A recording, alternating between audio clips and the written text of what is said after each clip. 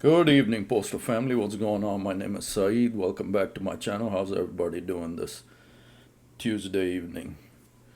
Well, we ain't got much going on as far as our Mr. Renfro. All he's doing these days is the rallies. He's done his everything total damage already to us. Just patiently waiting for it's gonna be a minute until we get to the election, so might as well settle in and try to stay positive. That's what I say. Today with you, I'm actually going over those employees up in New York that got in trouble for the attempted rape and whatnot. What possessed them to do that? Just looking at that. So, but first, if you're new to the channel, my name is Saeed. Postal content is what I do. Love to do. Thanks so much, you all, for everything you do for me. All the awesome, fantastic comments. Keep giving the channel the thumbs up. Really helps out everything. So thanks so much for all my supporters. Love you guys very much, and everything you write there. Appreciate it so much. Like I said, I try to keep up with the comments, but thank God there's so many. So stay patient with me if I haven't gotten to you. So everything is good. So let's get to the article. What's going on with those employees up in New York? What possessed them to do what they did?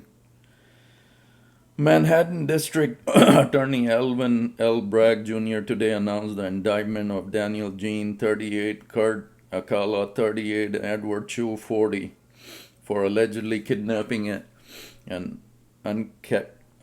incapacitated colleague in June 2023 by dragging her body from the loading dock of a post office into the back of a parked postal truck.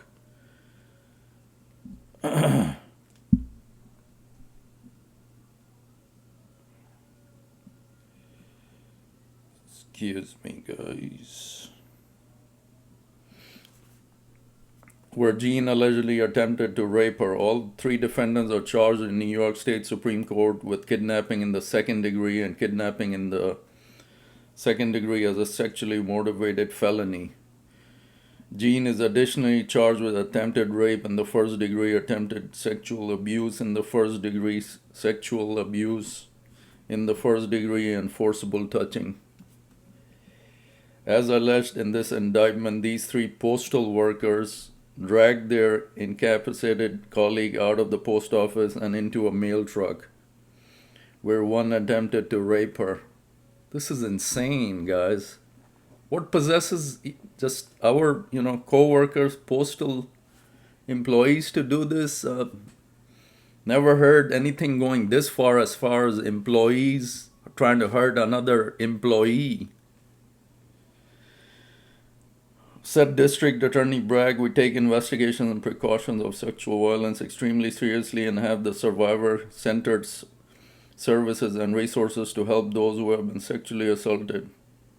According to court documents and statements made on the record in court, in the late afternoon of June 8, the co-worker attended an after-work birthday celebration for a friend in the East 11th 4th Avenue post office where she worked with the defendants.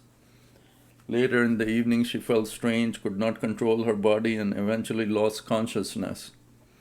Inside the post office, Jean slapped and squeezed the victim's rear end while she was unable to stand or fully hold her head up. The defendants then dragged her out of the post office and into the back of a truck. Inside the truck, Jean allegedly attempted to rape her. NYPD officers responded to 911 call and found Alcala and Sihu sitting in the front seats of the truck where they initially refused to open the back.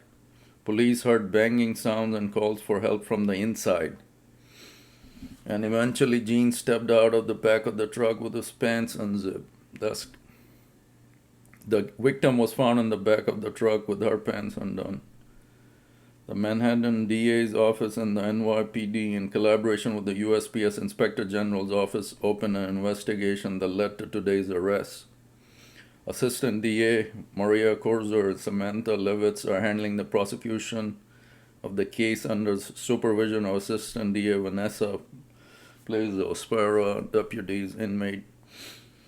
The DA Bragg thanked the Northeast Area Field Office. This is insane, guys. What?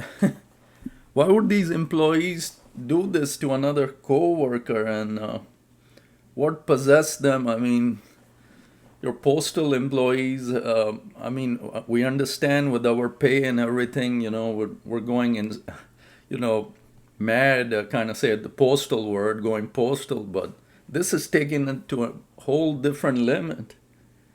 Now you got, look at this, charges on Gene: attempted rape, first degree, class B felony, 1 count, kidnapping in second degree, class B felony,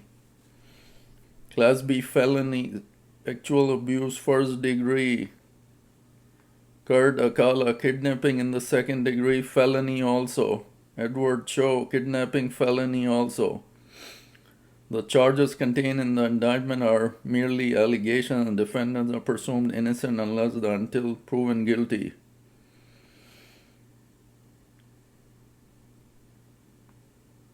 Wow, that's what's going on with these people. This is unbelievable. Why would two employees drag out another employee, and they did what they did to her? God help us. That's the stuff we're going through, guys, right now. I mean, but no carrier or employee should go ever to this limit to not only lose their career position, and then now they're locked up. They have felonies. Who knows when they'll come out? I mean, just for messing with a coworker like that, it's not worth it. Please, everybody, try to stay sane, and not like these insane individuals. It's a very bad situation. I feel for that other coworker, the lady who was traumatized by all this, and should never have taken place. I mean, even if they were drinking probably inside the post office, and it's a big city. Who knows what happens? This report just came out. We don't know how many other incidents can happen all around the country, or do happen, that never get reported. So part of the thing what we go through in the postal life, we gotta keep our minds clear of all this, getting into trouble. Now all these individuals' families are, they're not coming home. They're locked up. Whoever dependents they had, they're in trouble now because irresponsible, probably these parents. So just total insanity. I've never read anything, a story of this intense magnitude regarding postal employees doing something to another coworker. That's first time I'm reading something like that. So it's never gone this far. But it is what it is. Things happen. You gotta, like I said, keep your head clear of all this messing around stuff. And now, that in our line of work, all the anger, frustration is going on right now. It's just a different mood I'm noticing in my particular station as well. A lot of loud personalities, coworkers, of course, carriers that always are loud. Just just down. They're not emotionally. They're hurt, and rightfully so. There was a lot of hope on this arbitration. We had rejected the tentative agreement. Everybody, it's taking a while to get over this, and rightfully so. This man Renfro. Renfraud really screwed us over. Each day we go to work, we realize how badly he's screwed us, and he's sitting there laughing all the way to the bank with the 6 figures that come out of our union dues. So a lot of people, really seriously, thinking about getting out of the union, rightfully so. But then others are saying, hang tight, patient till 26, the next president comes in. But that's not like you can say it's in a few months. That's far away. So, if you get out of the union, then 26, another president comes in, you'll have to get back in, or if you choose to, how does that, it's kind of awkward situation. The people who want to get out, will they get back in 26, or just don't get out in the first place right now and keep paying those union dues, even though NALC and this president really let us down. The morale has gone down all over the station. I'm sure all over the country, every single station.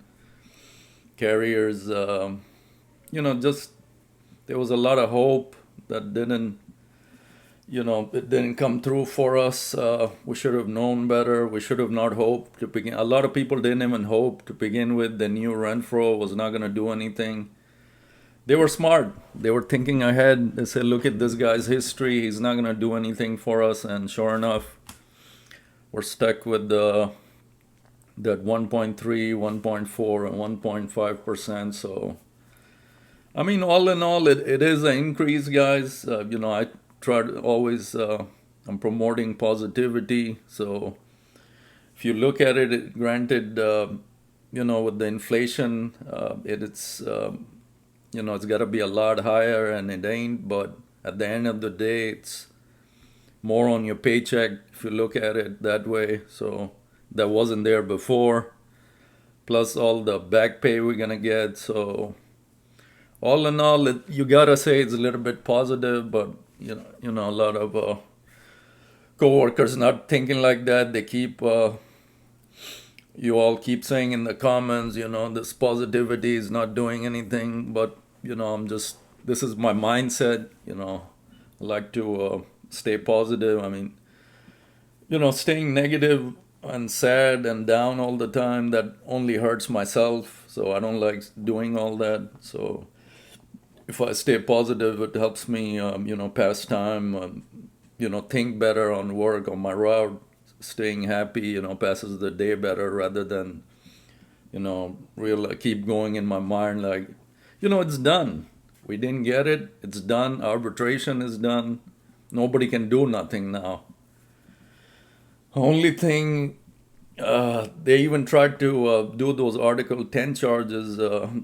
Mike Cariff, I think a few days ago, that didn't work. They were turned down. So apparently the higher-ups are in favor of this rent fraud character, and we'll have to wait and see what the elections in 26, what happens with that. So, and we're praying really hard that he's not there, and once the 26, the new contract talks begin.